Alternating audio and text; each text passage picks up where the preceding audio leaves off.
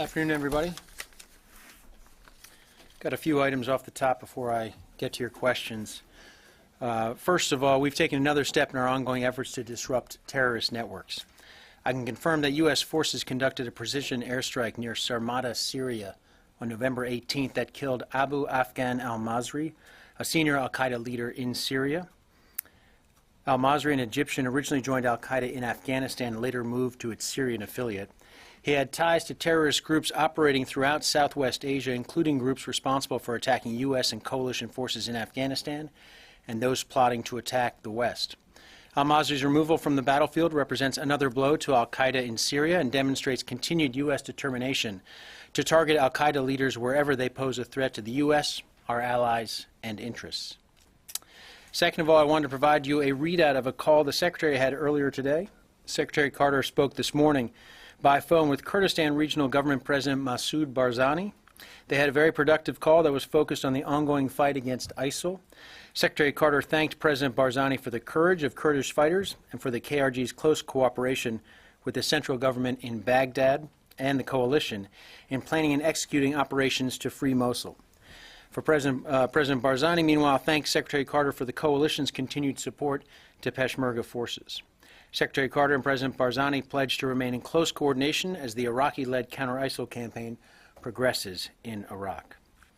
And I do have an operational update for you with regard to that campaign. In Iraq, Iraqi security forces continue to clear areas in and near Mosul despite significant ISIL opposition. The ISF continue to make progress while exercising commendable care to avoid civilian casualties. They've been dealing, among other things, with vehicle-borne IEDs and the use of human shields by ISIL. In the last 24 hours, the coalition conducted 9 strikes delivering 72 munitions to support operations in and around Mosul. This remains a tough urban campaign, but it will end with Mosul free of ISIL's rule. Meanwhile, in Syria, the Syrian Democratic Forces continue to seize and clear territory north of Raqqa in preparation for that city's isolation and eventual liberation. Those SDF forces are now 20 kilometers from Raqqa. The SDF has essentially closed a pocket of ISIL forces now encircled by their advance, and they are clearing that pocket in preparation for future operations. In the last 24 hours, the coalition has conducted 11 strikes, delivering 35 munitions in support of the SDF's drive on Raqqa. And we continue to see indications that the simultaneous pressure on ISIL in both Syria and Iraq, combined with relentless strikes on ISIL leadership, is complicating ISIL's ability to reinforce and to command and control its forces.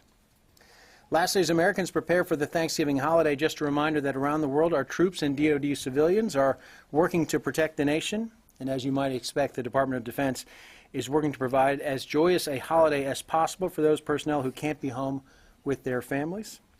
That is no small task. This week, the Defense Logistics Agency will provide for deployed service members in Afghanistan, Iraq, Jordan, and Kuwait the following: 34,760 pounds of turkey, 32,550 pounds of beef, 21,450 pounds of ham, 28,980 pounds of shrimp, 9,114 pounds of stuffing mix, and 879 gallons of eggnog. Needless to say, we want to wish a happy Thanksgiving to our troops deployed around the world, as well as those here at home, and to their families in addition. And a happy Thanksgiving to all of you all as well. With that, I'm happy to take your questions. Bob Burns. Peter, I wanted to ask you about the letter that Senator McCain sent to the Secretary yesterday, in which he asked the Secretary to suspend all the development and implementation of all rules and regulations that would change policy at DoD. Has he, in effect, shut down the Secretary's policy-making operation with 2 months left in the administration? The Secretary will continue to carry out his responsibilities as the Secretary of Defense, as he has up to this point through the end of his term. Does he have policies in process that he's going to be rolling out between now and the end of the Secretary will continue, Bob, to carry out his obligations as Secretary of Defense, continue to serve this Commander-in-Chief and do what he thinks is appropriate and necessary for the Department of Defense. So is he rejecting the request that he suspend his policy? I haven't seen the letter myself specifically. I'm not aware if the Secretary has read it, but of course we'll work in collaboration with Congress, as the Secretary always does. He has a good relationship with Senator McCain, and the Secretary is prepared to carry out his responsibilities as required, and will continue to do so. Phil? Would those responsibilities that he'll carry out include hiring and firing? The Secretary of Defense will carry out his obligations as required. Because, news over the weekend came out that the Secretary had recommended the dismissal of Admiral Rogers. Apparently he's recommending that, but he's not prepared to act on it independently. I'm wondering why would Phil, that... I'm not going to get into the private conversations between the President and his Secretary of Defense. Does the Secretary have the authority to do that on his own, or does he need the Commander-in-Chief? Phil, I'm not going to get into personnel matters here, and I'm not going to certainly get into the conversations that the Secretary has had with the President. And the President has spoken to this, and I think that would be best for me to leave it to the President. But you're saying, Peter, that he did speak to the President about firing Admiral Mike Rogers. I'm saying I'm not going to discuss personnel matters from here, and I'm not going to discuss any of the private conversations between the Secretary of Defense and the President of the United States. Does I think that's... Does the Secretary have the authority, if he wanted to fire an Admiral? Phil, I'm not going to get into personnel matters here. Yes. About Afghanistan, as you mentioned, the other day was a big attack. Do you think that Daesh is a big problem than Taliban now in Afghanistan? And there, the Daesh get their weapons from? So obviously they're very concerned about any reports of violence in Afghanistan, whether it's from Taliban or ISIL in Afghanistan, and concern obviously for the Afghan people in light of this attack. I know that we've worked very closely with the Afghan government to look at the threat that ISIL poses in Afghanistan. We've taken significant steps in Afghanistan under the leadership of General Nicholson to address the ISIL threat and made significant progress working alongside Afghan forces with regard to that. But it still poses, obviously, a threat to Afghanistan, and the people of Afghanistan will continue to stay very, very focused on ISIL wherever it rears its head, whether it's Afghanistan, whether it's Iraq and Syria, whether it's other parts of the world. Jennifer. What is the Defense Secretary, what does Secretary Carter think about a four-star Marine retired possibly taking his job, and what does he think about civilian control of the military, and would it be appropriate to receive a waiver at this moment in time to have a retired four-star to take his position? I know you're going to be disappointed to hear that I'm not going to wade in on potential choices made by the next president-elect with regard to this department and the next Secretary of Defense. The president-elect will make his decisions, and it would be inappropriate for me to weigh in on that. But does he have strong views about civilian leadership of the military? I think the Secretary believes that the structure within the Department of Defense is a healthy structure and has served the country well. Again, he's not going to weigh in on who might replace him. It would be inappropriate. And why does Secretary Carter believe that the NSA and U.S. Cyber Command should be separated? What are the problems with having them combined? The Secretary has said publicly in the past that it has been worthwhile to look at the structure in place right now to make sure that it is as effective as possible in dealing with the evolving threats this country faces. That's a review that the President and others have acknowledged as well. And that's I'll leave it at that. It's a question about looking at the most efficient way to protect the American people. But what about it is not working right now? You haven't heard the Secretary say that it isn't working. What he's said, and I think what the President has spoken to, is the fact that it's worth reviewing exactly whether or not this is the most efficient structure going forward. Yes, Tony. A couple things. One on the al-Masri hit. Can you tell us roughly how many core al-Qaeda leaders now are sought to exist now 15 years after 9/11? Do you have a rough order on that? Tony, I don't from here. I can try and take that question, but I think what we continue to demonstrate with this strike and with previous strikes is that we continue to target senior al-Qaeda leaders as they continue to pose a threat to the United States. And we've demonstrated a willingness to do that, and I think this is evidence of that as well. If you could find out, I mean, a few years ago, Secretary Panetta said it was something like 100 or in Afghanistan of al-Qaeda. That would be useful just for the record, 15 years after 9/11. We will try and get a number for you. It may be something that we have to look to our other, the intelligence community as well. I have a couple questions on Secretary Carter. When he came in office, he said he was a man in a hurry. A number of initiatives he wanted to get in place. He's in the end game now with the last 2 months. What are the 1 or 2 must-complete initiatives that he would like to get out before he's out the door? I think the Secretary has carried out a number of initiatives on his watch that he feels very confident are not only in place, but will survive past his time as Secretary. He continues to devote his efforts, of course, to the counter-ISIL campaign and seeing that through to the end of his term and seeing that as successful as possible while he is in office. And I think he feels good about where that campaign is at this particular moment in time, but knows that there's significant work to do.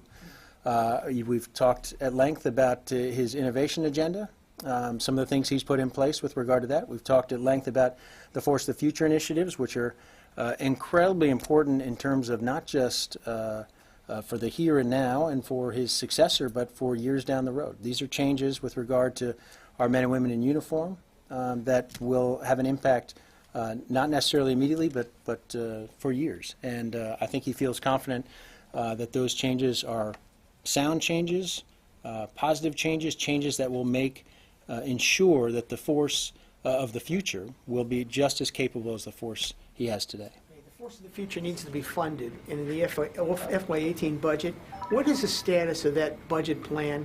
Is it near complete? And is the Trump transition team now reviewing the budget and the budget right now?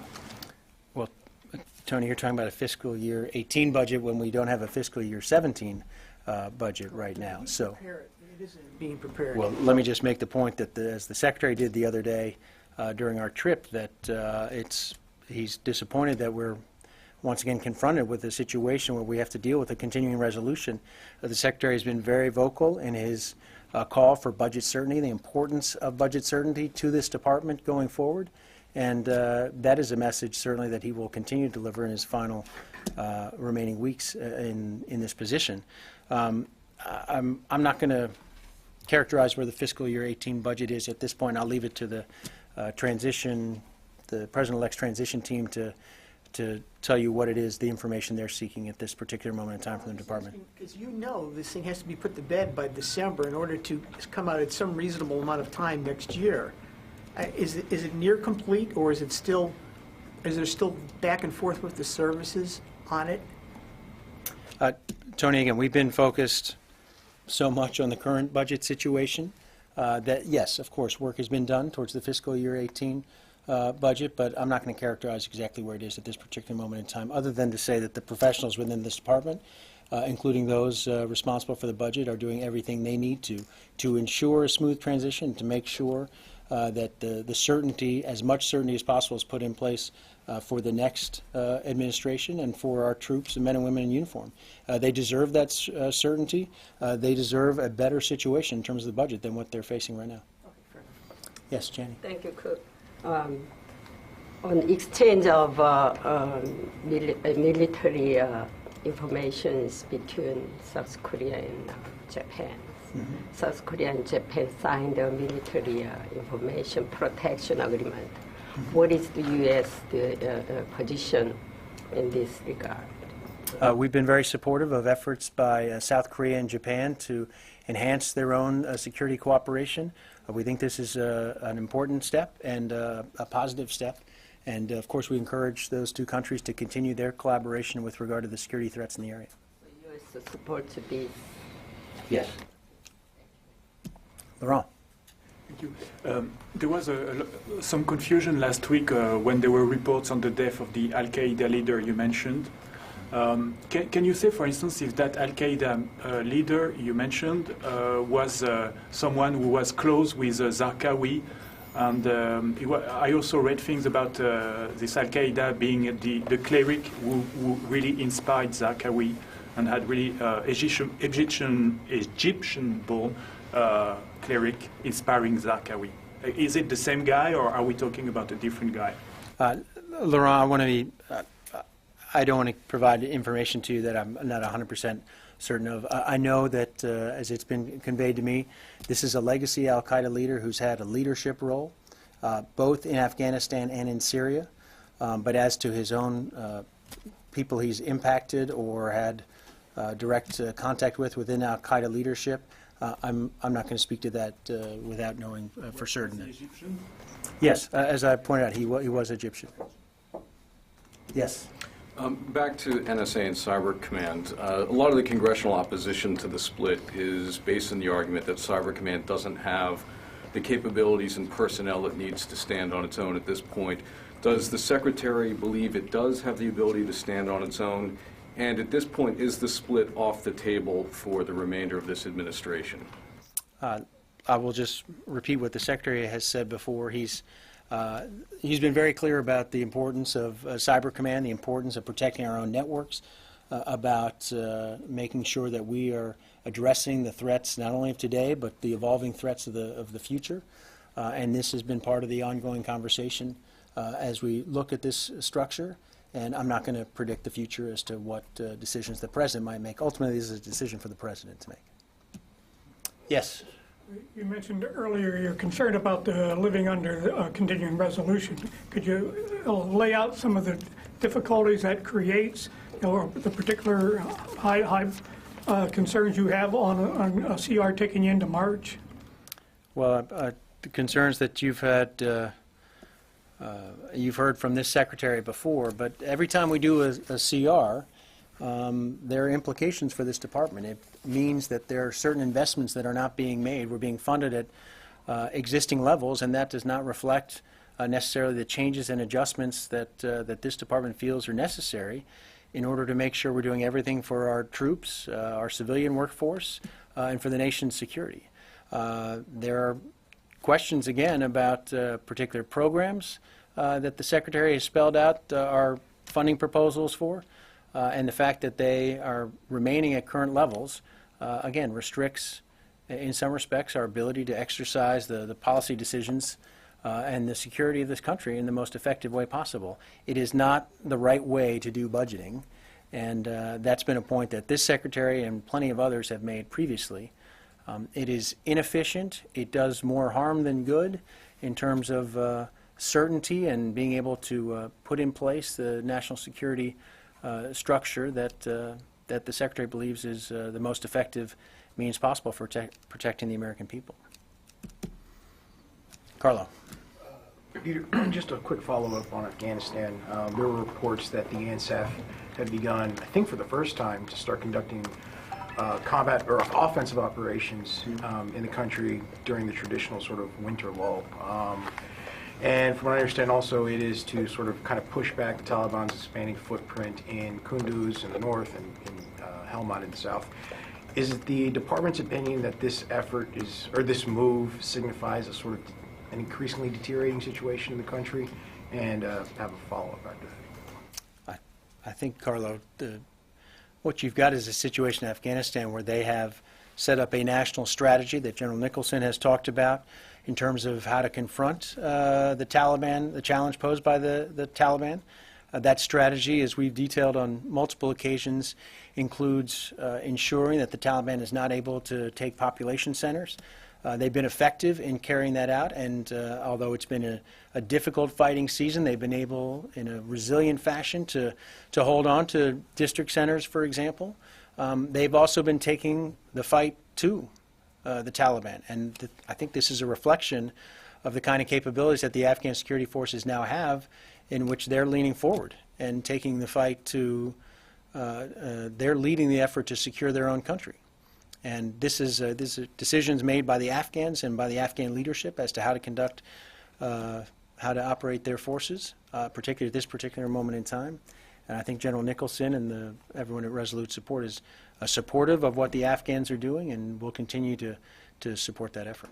And also, can we expect an uptick in support operations by U.S. and coalition forces in countries? We stand prepared to support Afghan forces as needed, and we'll continue the mission we have, to the train and advise mission with the Afghan forces. as we have been for the last couple of years. There's no change in our role, even though the Afghans may be pushing, again, operations into the winter months, which may be unusual from years past. Yes, Ryan. So back to the al-Masri hit really quickly. Was he, you said he was core al-Qaeda, but is there understanding that he might have been dual-hatted with al-Nusra, or the regional branch there, or is he kind of, do we think he's separate? And was he active, was there an idea that he might have been actively plotting against Western targets or Western interests? This is someone, again, who's had a long history with al-Qaeda, including in Afghanistan. And the reason he was targeted was, again, because of his role in al-Qaeda in years past and currently. And that's the reason he was targeted. If I just follow up on another question on Syria, you mentioned that the SDF was about 20 kilometers from Raqqa. Mm-hmm. Turkey today announced that they're going, after they take al-Bab away from ISIS, they're going to move on Manbij to target the YPG. Is there concern that Turkey's military efforts now might be detracting from the SDF's ability to capture Raqqa? I think this is something that you've heard Colonel Dorian speak to this recently. We remain very engaged with our Turkish ally. They're a member of the coalition in terms of trying to best coordinate the fight against ISIL. We'll continue to do that. It's an ongoing conversation with them. They have legitimate security concerns given the threat posed to Turkey by ISIL. And we will continue to work closely with our Turkish counterparts with regard to that. There are tensions in the area. We understand those tensions. We understand the concerns expressed by Turkey. And we're going to continue, as the leader of the coalition, to work with our partners on the ground to try and deconflict operations as best we can, and to try and address those tensions head on and make sure that the focus stays directly on ISIL. Yes, Qasim. Just follow up on Ryan's question. Turkey is citing YPG presence in Manbij for its plans to move to the city. And we have heard months before that YPG elements have withdrawn from the city. And last week we heard again that they are moving, actually last week. They were moving last week. And Turkey is still claiming that there are YPG elements in the city, and this is unacceptable for Turkey. Could you confirm whether there is a YPG element still in Manbij or not? Councilman, as I think you and others saw this weekend, there was a very public announcement about YPG movement from Manbij to east of the Euphrates. As we've been saying all along, the leadership of the YPG had moved east of the Euphrates previously. And yet we have heard the concerns expressed by Turkey. This is something we'll continue to talk directly with our Turkish counterparts and to hear their concerns about it. There are local forces in Manbij now that are securing Manbij against the threat of ISIL returning, and we'll continue to address Turkish concerns about the makeup of those forces. But we heard very publicly the announcement from the YPG that they were moving east of the Euphrates. That's consistent with the commitment that's been made previously, and we think that's a good thing. That's what we've called for, and we'll continue to call for. And again, the vast majority of those forces for some time have been east of the Euphrates, and we think that's a good thing, and again, consistent with the commitment that's been made to our leadership. President Erdogan said that the United States failed to keep its promise of withdrawing these forces from the city. Could you just tell us whether, when for this administration left the office in January, the withdrawal of YPG from Manbij will be completed? Listen, I'm not going to predict the future in a dynamic battle space right now. You know as well as anyone the tensions in the region, the different players on the ground there. What we do, what we have done as a leader of the coalition and as an ally of Turkey is try to be as transparent and as clear as possible with all of our partners about commitments made and about commitments that need to be adhered to. And we'll continue to do that. We'll continue to play a role to try and deconflict concerns among our partners and allies about what's happening on the ground and keep the focus on ISIL. We've been successful in doing that so far, and again, we'll continue to have those conversations with Turkey, with our partners on the ground to try and again, keep that focus on ISIL and make sure that these tensions do not detract from the ultimate goal we all share, and that is to eliminate ISIL from Syria. And just lastly, could you confirm whether still there are some YPG elements in Manbij or not? Like you, I saw the announcement this past weekend. It's a commitment that we've heard previously, and we think it's a good thing if indeed those forces have left. I cannot tell you with 100% certainty the disposition of every single person in Manbij and where they came from. As you know, there are some Kurds from Manbij itself, and in some cases it's the view as to who those local forces are in Manbij. There may be differing views as to who what groups they represent. So I'm not going to speak from here without being on the ground myself in Manbij, able to identify everyone myself. Jennifer. Peter, thank you. President-elect Trump said last night that he's going to ask the Defense Department and Joint Chiefs to come up with a comprehensive plan to protect the country's critical infrastructure from cyber attack.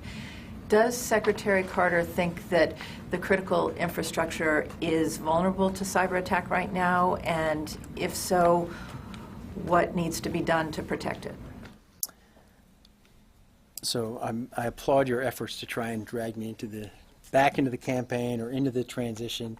I'm not going to comment on specific things that the President-elect's talking about in terms of policy choices he may pursue when he takes office. What I can tell you is that this is a Secretary of Defense who's been incredibly focused on the cyber threat facing this country. He's articulated a cyber strategy that he's detailed on multiple occasions. He is committed, once again, in terms of the top priority for our cyber strategy is to protect our own networks. And also, as we've seen in the ISIL fight, to be prepared to use our cyber capabilities in an active area of hostilities in terms of confronting our enemies. And I think the Secretary feels good about the steps that we've taken to bolster our digital defenses. You've noted even yesterday the latest initiatives that have been taken with regard to following up to the Hack the Pentagon initiative, the ability to bring the private sector, the white hat hackers, to help us bolster our digital defenses. These are steps that have not only been unprecedented for the department, they're unprecedented for the federal government. And we think this is a very effective way to try and enhance our cybersecurity, but there is still work to be done, to be sure. This is an evolving threat, a challenging threat. And one thing the Secretary wants to make sure is that it's a threat that we continue to address and adjust our own posture accordingly. Phil. Has the cyber war against Islamic State lived up to the Secretary's expectations over the last half year? I think the Secretary would say that he still has the entire operation against ISIL right now because it is still a work in progress. He's not satisfied with any of it. He'd like to see this done. He'd like to see ISIL defeated in Iraq and Syria. He'd like to see every aspect of the campaign enhanced and strengthened. He's talked a lot about taking advantage of opportunities and accelerating the pace of this campaign. Phil, you've heard him multiple times, and I think it's fair to say that he has that view about the cyber operation as well. At what point will ISIL be defeated and degraded and defeated? I mean, you guys have said this for 2 years now. The goal is to defeat and destroy. You're attacking Raqqa, you're attacking Mosul. They're two major capital areas. At what point will the Secretary and you from the podium be able to say, we've military defeated them, now it's more of a counterterrorism campaign? Well, I think the first step, Tony, and you've heard the Secretary articulate it, is obviously to defeat them in Mosul and Raqqa, their so-called capital, or their so-called caliphate, and that will be a very significant step in terms of militarily defeating them geographically and getting rid of the idea, the notion that there can be a so-called Islamic State in the first place. And we're well on the way to doing that in both Mosul and Raqqa with the help of those local forces who are in the lead, Iraqis and Syrians. But that is not sufficient to dealing with the ISIL threat. That's why we have to deal with the metastasis of ISIL in places like Libya, in places like Afghanistan. Elsewhere, they may pop up around the world. And so I don't think the Secretary believes that this is a fight that's going to be over anytime soon in terms of the threat ISIL will continue to pose. But it will be a different kind of threat, a different kind of challenge, and maybe less military at that point. At some point, will he be prepared to say, we feel that we have militarily defeated ISIL? I think he will we certainly hope and expect to be in a position in the not too distant future to be able to point to Mosul and Raqqa, the two largest cities where ISIL maintains geographic control, to say that they no longer control those areas. Just as they don't control Rutba, they don't control Sharqat, they don't control Tikrit. A number of cities, locations, Ramadi, Fallujah, these are locations that ISIL controlled not too long ago. They no longer control. Militarily, and that would be a very significant step, but the Secretary has been abundantly clear that that will not be sufficient in and of itself, that there's additional fight to come. Additional fight to come will be a worldwide counterterrorism campaign against their groups. And there may be, Tony, of course, pockets of resistance, ISIL resistance in Iraq and Syria that may need to be addressed as well. But you feel you're getting closer to militarily defeating ISIL? I think the defeat of ISIL in Mosul and Raqqa would go a long way towards ending any notion that there is anything close to an Islamic State. The fiction that there's a caliphate out there, a geographic location for people to go to. But again, that is the first step in this, but there's still more to do in terms of dealing with the threat that ISIL may pose into the future. But it would be a significant step, a major blow, and one that the United States and the Department of Defense, along with our international coalition, but most importantly, those local forces on the ground that we've enabled, will have achieved, and it will be a significant achievement, but it is not enough. More needs to be done. Now, the al-Masri attack, was that a U.S. military attack or another agency attack? U.S. forces carried that out. U.S. military forces? Yes. And it was a drone or an unmanned aircraft? It was an unmanned aircraft. You said he was killed for his role in Al-Qaeda. Can you say what that role was? He had a senior leadership role in Al-Qaeda, and it's a role that, again, he's been part of Al-Qaeda for several years. Mentioned that he was back in Afghanistan as well. This is someone who helped organize Al-Qaeda activities and was directly affiliated with senior leaders there as well, and this is someone who has been on our radar for some time. Okay, I think I've tired you all out. If I don't see you, happy Thanksgiving, and safe travels if you're leaving the area.